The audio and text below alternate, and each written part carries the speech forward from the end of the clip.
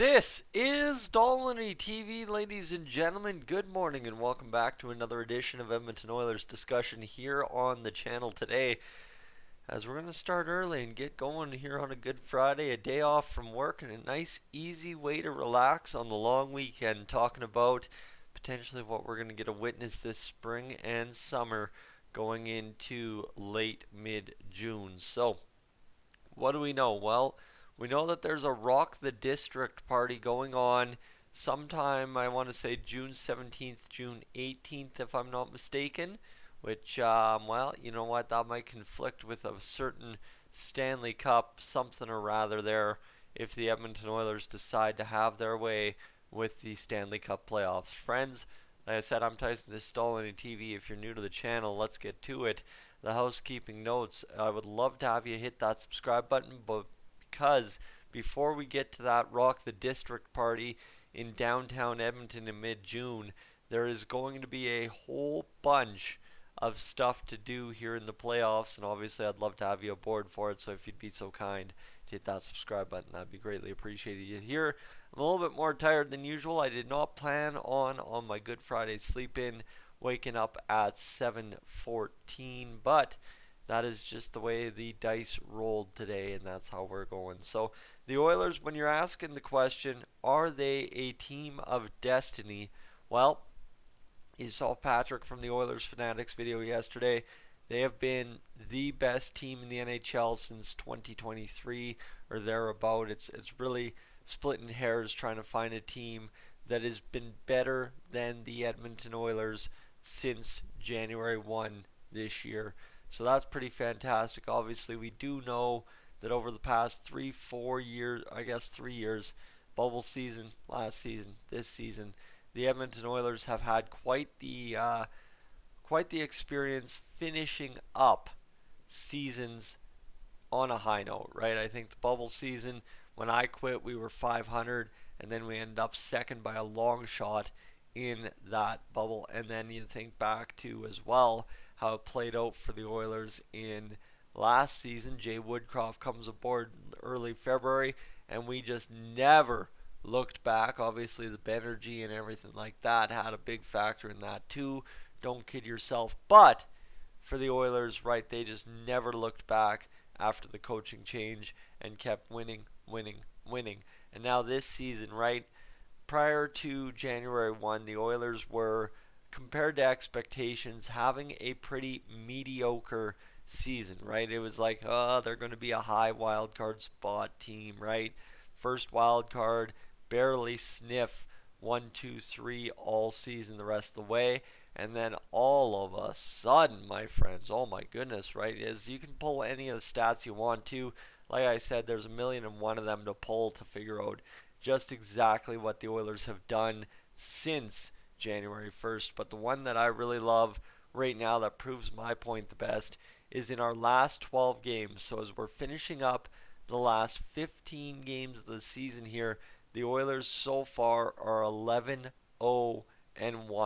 And I don't know what you know about making the playoffs. I don't know what you know about climbing the standings.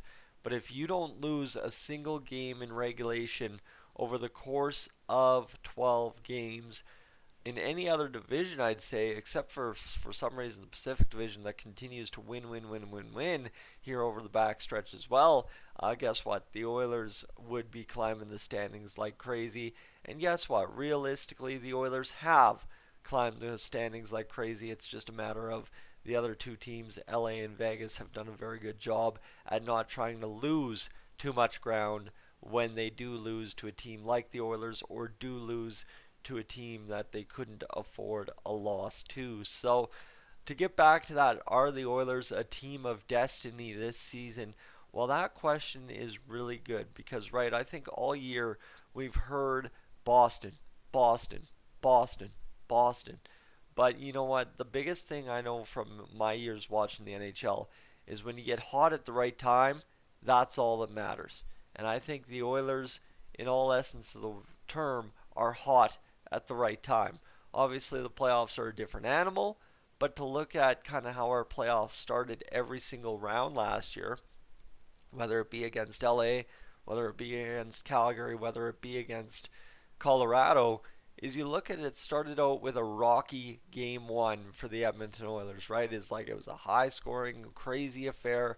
How are the Oilers going to be able to sustain that kind of pressure and win hockey games in games 2, 3, 4, 5, 6, 7? That is not a style, playoff style, that is long term successful. And to the Oilers' credit, they usually calmed it down in each of the next games over the course of the series. But for the Oilers, I don't think you have to look at a rocky game one this year, right? As Mike Smith was your starter, I think he got pulled out of 2 out of 3 game ones over the course of that playoff run, if I'm not mistaken. Details are shady in my brain on a Good Friday early morning before 7:30. Just hit 7:30 now, so that's where we're sitting. But at the same rate, too, my friends, it is one of those things, right? We've got goaltenders now this year who I don't think anyone would say they have confidence in Jack Campbell.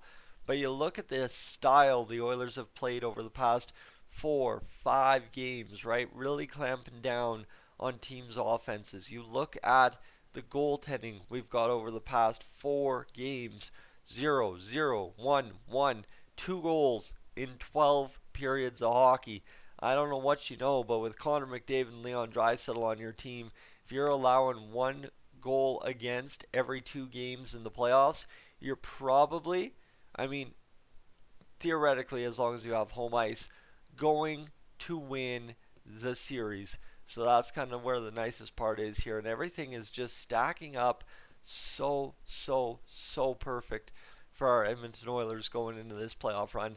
And now, obviously, why would I do a video like this? Well, I got to update the fact that right off the hop this season, I said the Oilers have a real good chance and will probably win the Stanley Cup this year.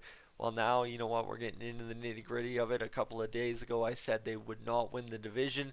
That still looks like it might be a battle with Vegas, but there is no question in my mind the Edmonton Oilers have a great shot to win the Stanley Cup this year, and I still believe firmly in my brain that they can get this job done this season. Because why? They are seeming like they're about to grab a hold of that team of destiny mantle and go for a run here in the NHL Stanley Cup playoffs this year. So friends, that's really my argument. Whatever you have to add to it, I would be glad to hear along this morning, this afternoon, as this video gets out there a little bit more. But as I would also like to say, you see green for, of course, Green Shirt Day here across Canada in support of the Humboldt Broncos and Logan Boulet. I just figured I'd pass that along too as you're getting up for your day.